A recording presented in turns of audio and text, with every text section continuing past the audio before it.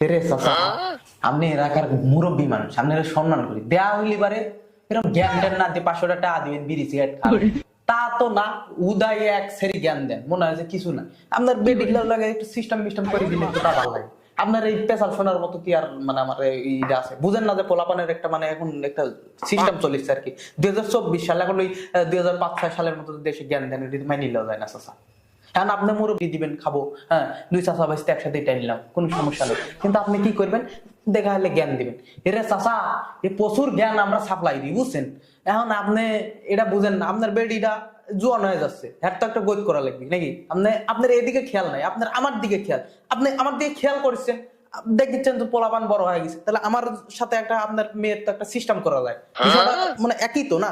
ওরও বয়স সেম, আমারও বয়স সেম, মানে ওরও জামাই নাই, আমারও মানে বউ নাই, তাহলে একটা ভালো সিস্টেম হয়। কিন্তু আপনার এদিকে খেয়াল নাই, আপনি কি সব